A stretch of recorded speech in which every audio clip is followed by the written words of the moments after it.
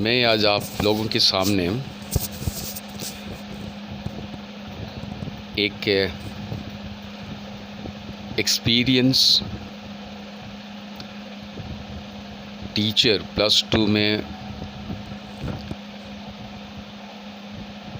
हम लगभग 35 इयर्स पढ़ाए हैं डिफरेंट इंस्टीट्यूशंस में, कॉमर्स फैकल्टी में। So different subjects, accountancy, BST, ISC में कॉमर्स मैंने पढ़ाया है 85 से, मान लें 1985 से। तो उस एक्सपीरियंस का कुछ हिस्सा मैं आपके साथ शेयर करना चाहूँगा। आज आपका कुछ समय मैं ले रहा हूँ, उसके लिए आपको मैं धन्यवाद देता हूँ। कोई भी स्टूडेंट हो, ख़ास करके जो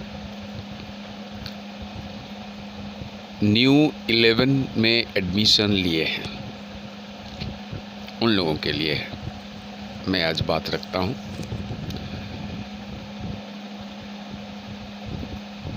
देखिए, हम लोग पूरा इंडिया में अभी लगभग सभी स्टेट बोर्ड्स में भी CBSE का पैटर्न, मेनली CBSE का सिलेबस फॉलो कर रहे हैं। क्वेश्चन पैटर्न डिफरेंट है स्टेट बोर्ड में या ISC बोर्ड में।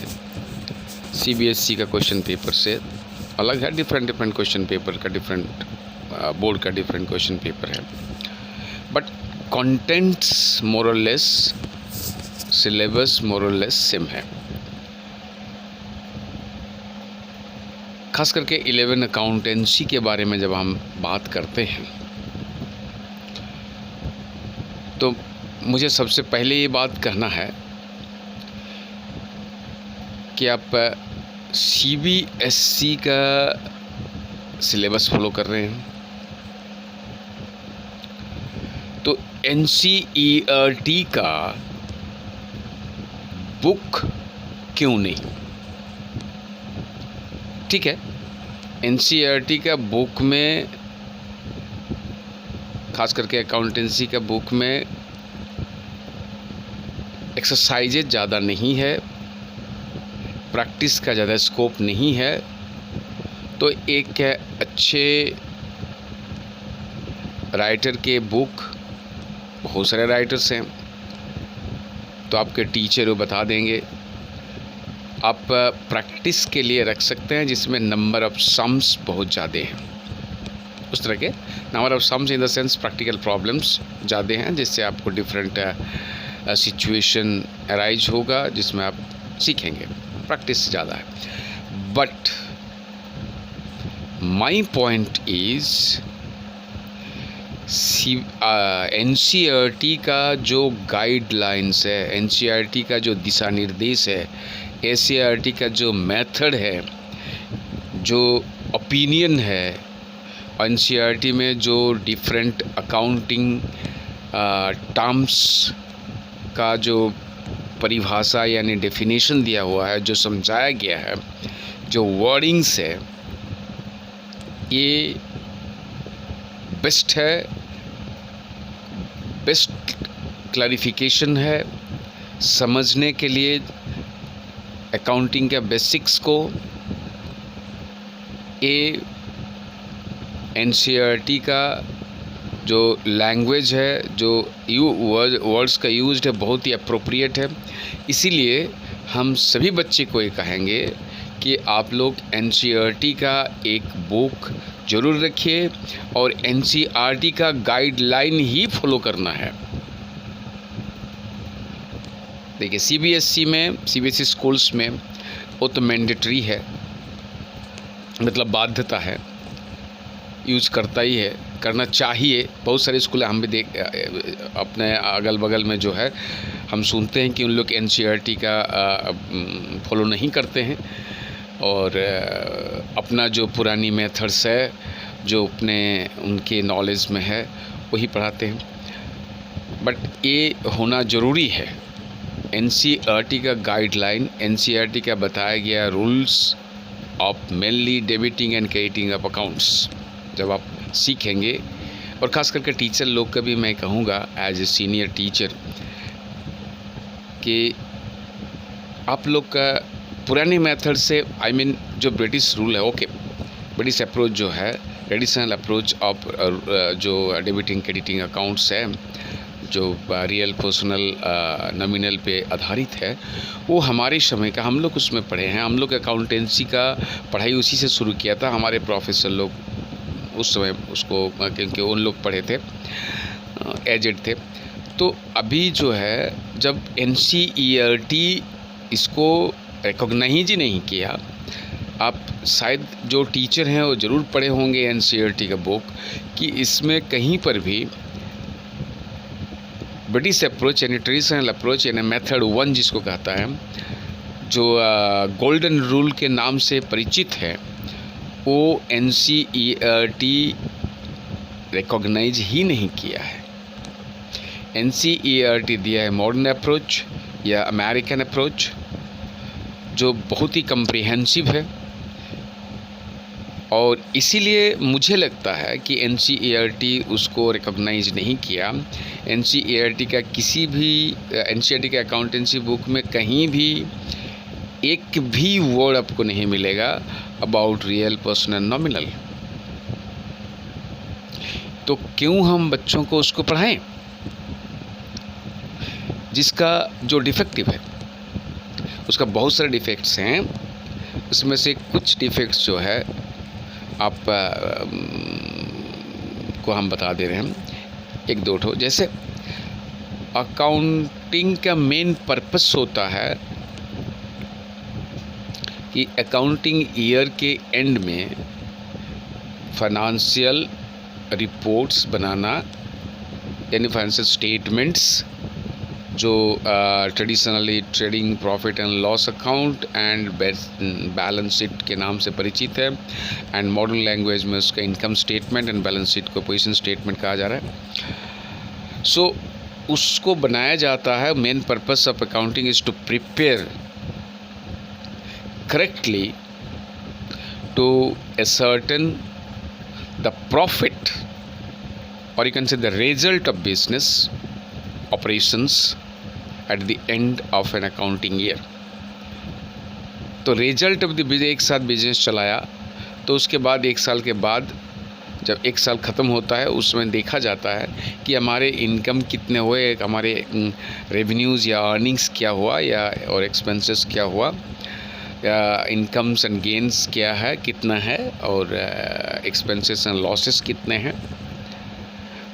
और उस हिसाब से हम total of revenues, I mean incomes and gains, and minus total of expenses and losses, दो accounting language and accounting format, accounting structure and concept के हिसाब से उसको बनाया जाता है। आप लोग जो न्यू आ रहे हैं उन लोग सीखेंगे।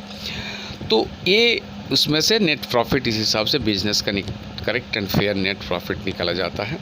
फिर बैलेंस शीट दिखाया जाता है कि बिज़नेस का प्रॉपर्टीज़, बिज़नेस के पास what a business owns and what a business owes, means what a business is liable, मतलब कितना बिज़नेस का लोन वगैरह है, लाइबिलिटीज़ के नाम से जिसको जाना जाता है। बिज़नेस का कितना ओनरशिप राइट, मीन्स कितना कैपिटल है, ये इसका एक स्टेटमेंट बनता है। तो आप लोग सीखेंगे। तो मैं जो टर्म्स यूज़ किया, देखिए इसमें 6 टर्म्स यूज किया। क्या यूज किया है? इनकम स्टेटमेंट बनाने के लिए ट्रेडिंग प्रॉफिट एंड लॉस एक बनाया जाता है, जो मेन पर्पस है अकाउंटिंग का, जो कोर पर्पस होता है, एकदम मेन है। बिजनेस का रिजल्ट निकाल देना करेक्टली। एक साल हर बिजनेस का एक अकाउंटिंग ईयर होता है। अकाउंटिंग ईयर के एंड में साल के अंत में पूरा जो इनकम कमाया है और रेवेन्यूज़ एंड गेन्स या इनकम्स जो आया है, फिर एक्सपेंसेस एंड लॉसेस जो हुआ है, उस इनकम्स को अर्न करने के लिए, इनकम को कमाने के लिए एक्सपेंसेस तो करना पड़ता है, खर्च करने होते हैं। तो नेट हमारा कितना प्रॉफिट हो रहा है या प्रॉफिट नहीं हो रहा, लॉस हो रहा, क्या हो रहा है, नहीं, ये निकाल देना है। मतलब परफॉर्मेंस ऑफ बिजनेस कहा जाता है ड्यूरिंग द ईयर क्या हुआ। फिर पोजीशन, तो इसमें हम 6 टर्म्स यूज किया। देखिए इनकम्स, आई मीन मेनली उसमें किया है हमने revenues, expenses and losses for income statement, and balance sheet के लिए कैपिटल, लाइबिलिटीज़ एंड एसेट्स। ये जो 6 टर्म्स है, ये 6 टर्म्स से अकाउंटिंग का मेन पर्पस सर्व किया जाता है, और इन्हीं टर्म्स को लेके ही अकाउंटिंग आगे बढ़ता है। और रियल पर्सनल नॉमिनल जहाँ पर आपका है, रियल पर्सनल नॉमिनल में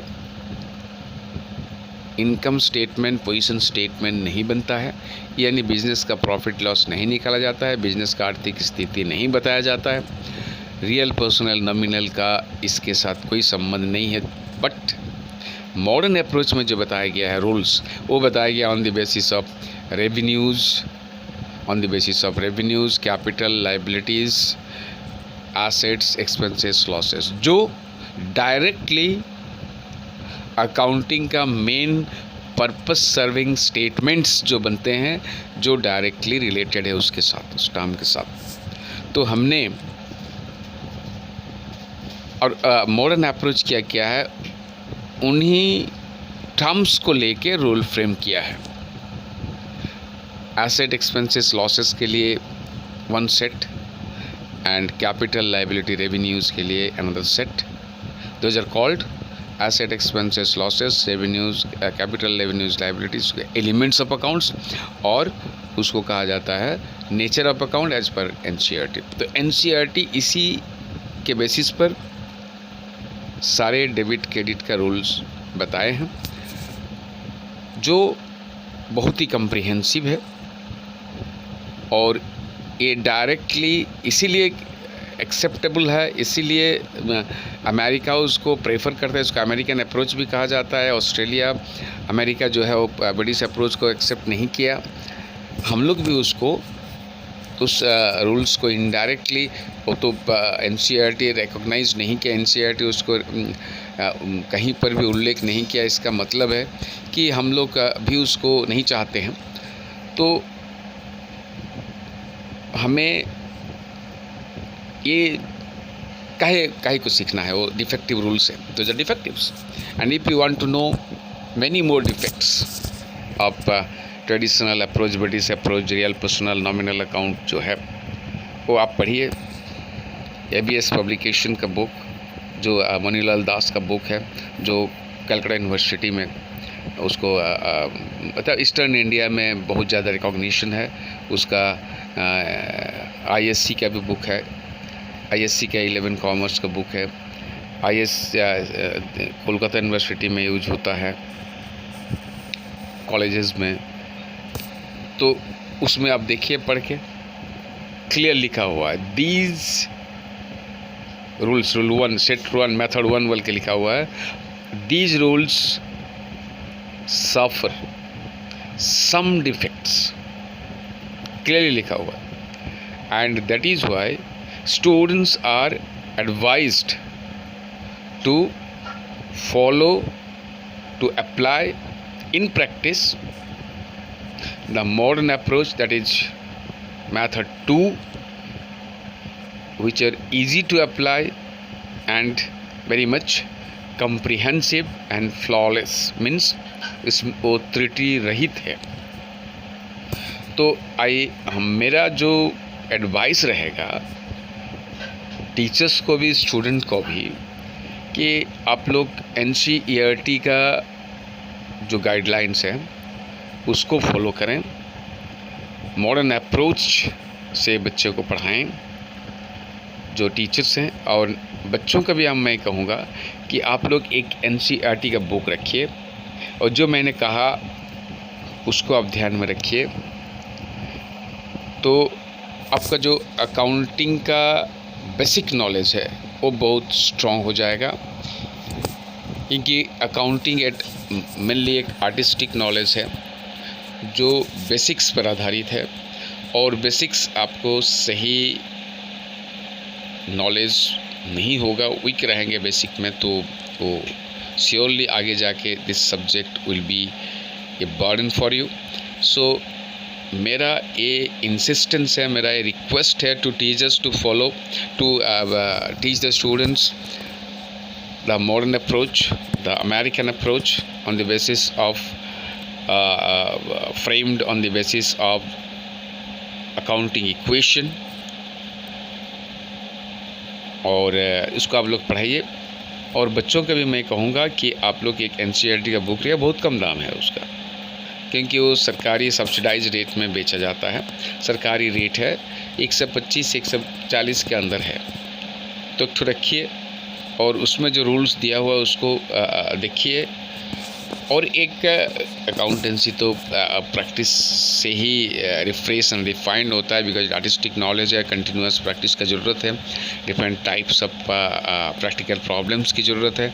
सो न्यूमेरिकल प्रॉब्लम के लिए आप प्रॉब्लम्स के लिए वो बुक फॉलो, कोई भी बुक ले सकते हैं, any book which you prefer, your teacher prefers, so उसको आप लीजिए। बट NCERT का गाइडलाइन को फॉलो कीजिए and don't learn those defective rules of real, personal, nominal, and object your teacher. अगर टीचर पढ़ाने जाएंगे उसको तो बोलिए कि ये NCERT में है नहीं, ये NCERT उसको रिकॉग्नाइज नहीं किया, why are you teaching us, क्यों आप पढ़ा रहे हैं उसको हम लोग को। ठीक है, जानना जरूरी है, इसीलिए हिस्ट्री के हिसाब से उसको पढ़ लीजिए, क्या चीज़ है क्या नहीं है।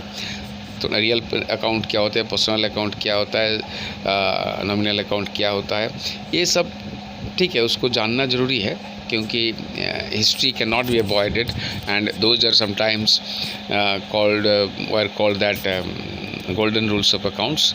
सो वो वर्ल्ड वाइड फेम अकाउंटेंसी जो जन्म हुआ है उसी के बेसिस पर हुआ है, वर्ल्ड में जो आया है, तो उसको जानना ज़रूरी है, इम्पॉर्टेंट पार्ट ऑफ अकाउंटिंग है। बट हम ये कहेंगे कि NCERT का मेथड को ही फॉलो कीजिए और जो मॉडर्न अप्रोच ऑफ अकाउंटिंग है उसी को पढ़िए। और अकाउंटिंग का जो टर्म्स है, because account every branch of knowledge has its own literature, उसका देयर आर डिफरेंट वर्ड्स और terms used to be called the sounds used in that particular branch of knowledge. Chemistry का अपना है, physics का अपना है, accountancy का अपना, इकोनॉमिक्स का अपना। तो अकाउंटिंग टर्मिनोलॉजी जो है वो भी आप CBS NCERT का बुक से पढ़ेंगे, NCERT का बुक को समझेंगे, उसका हिंदी में इंग्लिश में दोनों में मिलता है। तो आई थिंक आपको एक अच्छा नॉलेज अकाउंटेंसी का बेसिक में हो जाएगा and accountancy will be your strength later. अच्छा लगेगा, अकाउंटेंसी सीखेंगे अच्छा। सो यही मेरा, again I will tell you that you follow, you apply the modern approach and get rid of and we can say that keep the traditional approach away of your practical application. Learn it, उसको पढ़िए, सीख क्या क्या चीज़ था, but apply कीजिए practically. You make yourself skilled and confident and specialized in modern approach. Thank you.